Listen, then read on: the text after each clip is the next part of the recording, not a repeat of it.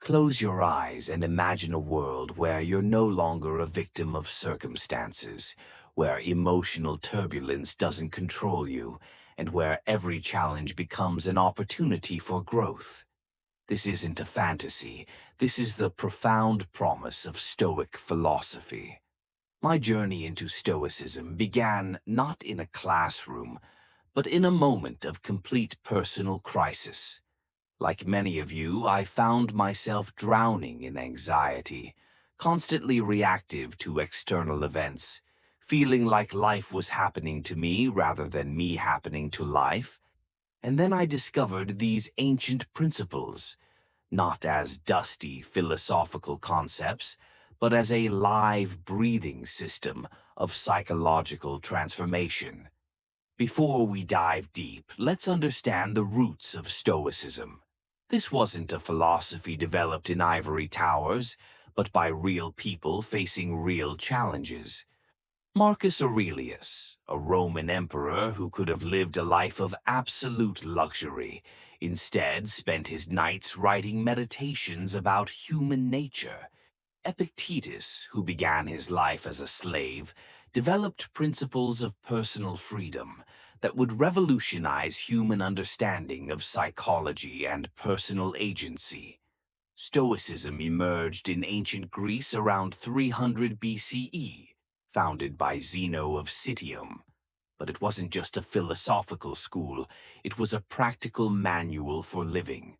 These were not theoreticians, but practitioners who believed that philosophy must be lived, not just discussed. Principle number one, mastering the art of control. Most humans live in a constant state of psychological warfare with themselves. We expend tremendous energy trying to control the uncontrollable, while neglecting the one domain where we have absolute power, our internal response. Let me break this down scientifically. Our brain's limbic system is constantly scanning for threats, a remnant of our evolutionary survival mechanism. This system doesn't distinguish between a physical threat and a social media comment. Everything triggers a stress response. Stoicism provides a sophisticated neural reprogramming technique. Take a moment and categorize your current life stressors. Directly controllable, your actions, thoughts, reactions. Indirectly controllable, your efforts and input. Uncontrollable, external events, other people's behaviors. Your mental health depends on where you allocate your cognitive resources. Every time you worry about something outside your control, you're essentially giving away your power. Principle 2. Memento Mori, the transformative power of mortality awareness. Memento Mori translates to remember that you will die. But this isn't a morbid concept. It's the most liberating philosophical principle you'll ever encounter. Neurologically, awareness of our finite existence triggers a fascinating psychological phenomenon called mortality salience.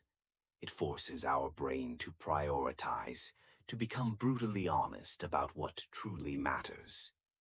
Consider the mathematical reality of your existence. Average human lifespan, approximately 28,000 days.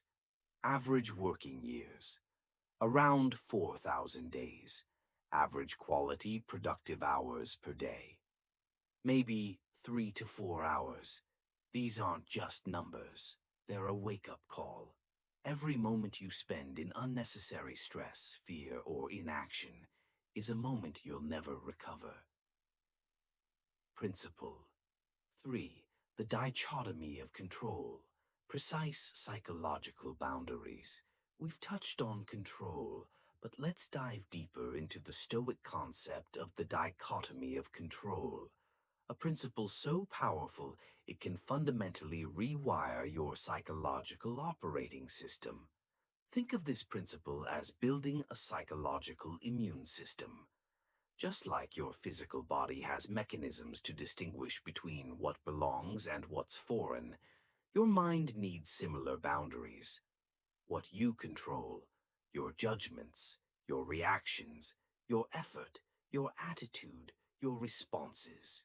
What you cannot control, external events, other people's actions, global circumstances, past events, random occurrences. Principle 4. Negative visualization, the counterintuitive path to gratitude. Most self-help philosophies tell you to think positively. Stoicism offers something radically different: deliberate negative visualization. By mentally rehearsing potential challenges, you're not creating anxiety, you're building psychological resilience. This technique, known in modern psychology as defensive pessimism, allows your brain to reduce unexpected emotional shock, develop strategic contingency plans, cultivate deep, authentic gratitude. Principle 5. Amor fati, radical acceptance as a superpower. Amor fati means love of fate, but it's far more than passive acceptance. It's an active, radical embrace of whatever life presents. When you genuinely love what happens, not just tolerate it, but love it, you transform from a victim to an alchemist. Every challenge becomes raw material for personal growth. Principle Number 6. The inner citadel, building psychological fortitude. Imagine your mind as an impenetrable fortress. External chaos becomes irrelevant when you've built genuine inner strength.